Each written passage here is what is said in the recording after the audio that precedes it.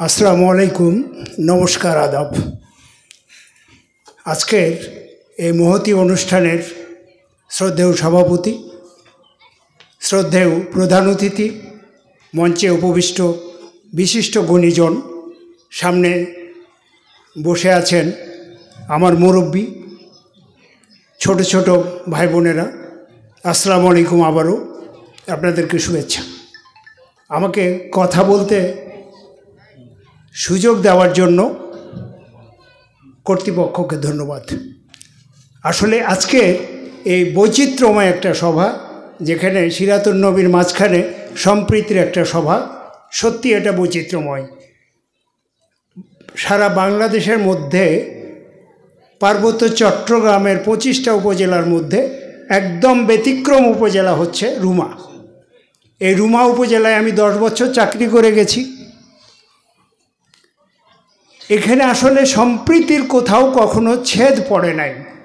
আজকের এই মিটিংয়ে কিছুটা হলেও প্রমাণ করে আমাদের মাঝখানে সম্প্রীতির একটা ছেদ পড়েছে।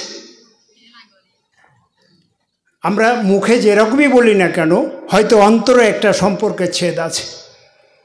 আজকে সময় কম। আজকের প্রধান অতিথি মহোদয় এবং বিশেষ অতিথি মহোদয় ইউনো স্যারের কাছে আমার একটা অনুরোধ থাকবে, যে জায়গাতে আমাদের সম্প্রীতির একটা ছেদ পড়েছে, এই জায়গাটাতে একটু মেরামত করতে হবে। আমাদেরকে প্রশাসনকে এগিয়ে আসতে হবে। মনে রাখতে হবে এই রুমা উপজেলাটা এতই গুরুত্বপূর্ণ। এই উপজেলাটার অর্থনীতি নির্ভর করে পর্যটনের উপরে।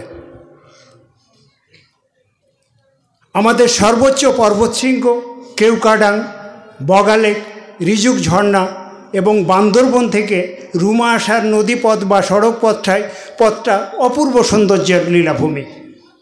আমি যেহেতু পর্যটন নিয়েও কাজ করি, আমি অনেক ক্ষেত্রেই টুকটাক কাজ করি, আমি জানি, মানুষের সাথে আমি মেলামেশা করি। রুমার অনেক লোক কষ্টে আছে, কি পাহাড়ি কি বাঙালি, এই জায়গাটাতে আমাদের কাজ করতে হবে। আমাদের নিরাপত্তা যদি বাড়াতে হয়, সেটার একটা নিয়ামক শক্তি হচ্ছে জননিরাপত্তা তৈরি করে দেওয়া। পর্যটকদের জন্য উন্মুক্ত করে দিতে হবে আমাদের বিখ্যাত কেওক্রাডাং, বিখ্যাত বগালেক, এই দর্শনীয় জায়গাগুলো।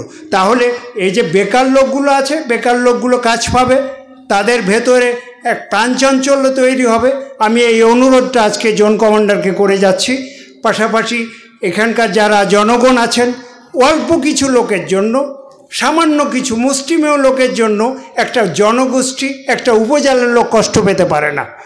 আপনাদেরকেও এগিয়ে আসতে হবে, আপনাদেরকেও নিরাপত্তা বাহিনীর সাথে কাজ করতে হবে। আমি সবারই মঙ্গল কামনা করে, সবারই সমৃদ্ধি কামনা করে, সম্প্রীতি কামনা করে আমি আমার কথা বলা শেষ করছি। ধন্যবাদ সবাইকে। আসসালামু আলাইকুম।